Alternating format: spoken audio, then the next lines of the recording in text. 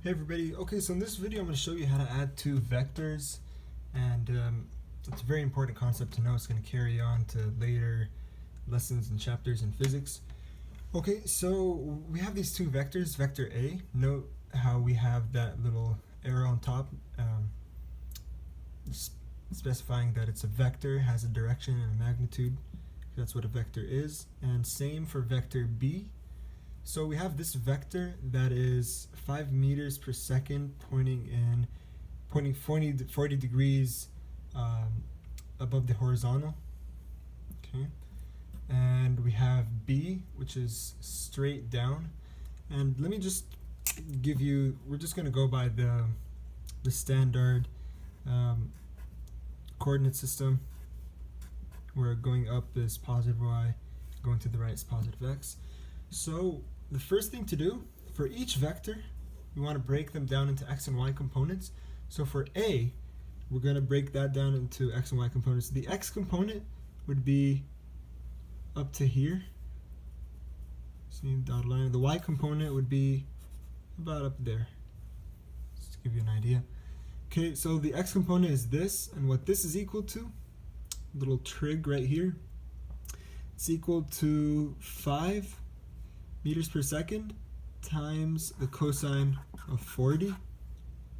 And just to prove that, we could just say, okay, so we have two things. We have what we want, which is the adjacent side, and what we're given, the hypotenuse of this right triangle.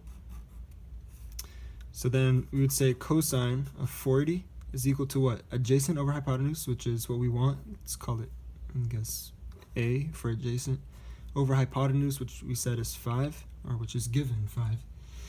And then you just if you want to find A, multiply 5, multiply by 5, and then you get 5 cosine 40. Okay, so then you just plug that into the calculator. 5 times the cosine of 40, and that will be 3.83. I encourage you to put at least 2 decimal places after. There, 3.83. Yeah, I encourage you to put 2 decimal places after to be a little more accurate. The more the better. Okay, and then the y component, or no, the x component of the second vector, B, since it is straight down, there is no degree of any sort, then the x component is 0. There is no direction, there is no movement in the x direction. So, wait, let me just write this. This is A sub x, meaning the x component of vector A. Okay, and so the x component of vector B is 0. Just forget about it, but whatever.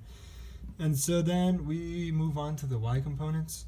So the same thing, A sub y, the y component of vector A, would be the same thing, but we're using sine, because we have two things involved, opposite and hypotenuse, and that signals to us sine, opposite over hypotenuse. And so then that would be 5 times the sine of 40. And then if you put that in the calculator, you should get 3.214. 3.214 meters per second. I'm forgetting to put those meters per second. Okay, and then the y component of the other vector, which is, you tell me, positive or negative? It has to be negative because it's going downwards, and we already established our coordinate system. This could be positive if we put our coordinate system going like that, but in this case it's not. We're just going by the standard general coordinate system that we're used to.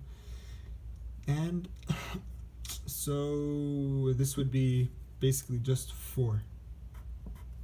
Negative 4, I should say, because it's negative. Negative 4 meters per second. Okay, and so now what we're going to do is we're going to add the x components together. What we're looking for is the resultant vector. We could call it vector r. So we could call it r. And obviously r is equal to vector a plus b. And the way we add these two is the process that I'm showing you, breaking them down into components. Let me zoom out a little bit. Okay, so and I just wanna show you guys, when you're adding these two vectors, it's always a very convenient way to put the So we first have we have the first vector, which is oriented that way. And then we have the second vector. We put the tail of the second vector on the head of the first. And it's just like that. Remember, we could move vectors around, but we just can't tilt them or rotate them around. No, you can move them wherever you want, place them wherever you want. You can't elongate them, shrink them, or rotate them. Okay, so we just basically copied and pasted right here. And then our resultant vector would be starting from the tail, I should say, from the tail, the beginning of the first vector, ending at the head of the second vector. Just somewhat like that. Not completely straight, since this is only 4. Or actually, no. It should be something like this. But we'll find out by adding the components. Anyways, so that's just a way to generalize, to visualize it. Okay? So we add the a sub x and b sub x, and we should get 3, obviously, because this is 0. So Rx is equal to 3.83, and then Ry is equal to, we have 3.214 minus 4 meters a second, which would be, when you put in the calculator, is negative 0.786. Remember, these are both meters per second. Okay, and then finally, we're gonna use the Pythagorean theorem, which is, so R is equal to the square root of Rx squared plus Ry squared. That's same thing when you're doing a squared plus b squared is equal to c squared. This is the same thing. So then the resultant vector R is equal to square root of, we said we had negative 0.786 squared, and then the x vector was 3.83, so we're going to square that. So 3.83 squared, and then we should get, okay, so for this one right here, it is 0.6179, and then for the 3.83 should get 14.67. Add these two. So 617, and then we square those two, and then you should get 3.9097 meters per second, and that's the magnitude of the resultant vector. And then we should also find out what is the angle in between. What is the angle of this vector with respect to the positive x-axis or the horizontal? So if you take a look, what we had before, these are the two components, the x component and the y component.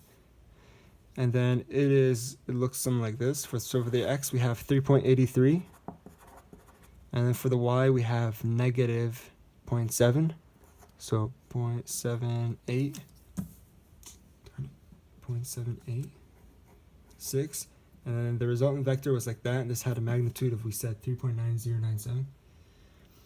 And so the angle, which is what we want, angle theta, let me zoom in, angle theta, you can just use, I guess, tangent would work. So the inverse tangent of what over what, that would be opposite over adjacent, because that's what tangent is. So the opposite, 0.786 over 3.83. And that's what theta is equal to. And so when you do calculator work, you should get, let me show you. So we have the inverse tangent of, we said, 0.876 divided by 3.83. And then you should get 12.83 degrees. 12. And make sure your calculator's in degrees, as it says right there, not in radians. So we said, so we said 12.83, I believe it was. Let me see. Yeah, 12.883. No, 883 degrees. Don't forget to put the degree symbol. And so that wraps it up. Our final answer would be 3.9097 meters per second in the direction 12.883 degrees below the horizontal. Okay. 12.883 degrees below the horizontal. That wraps it up.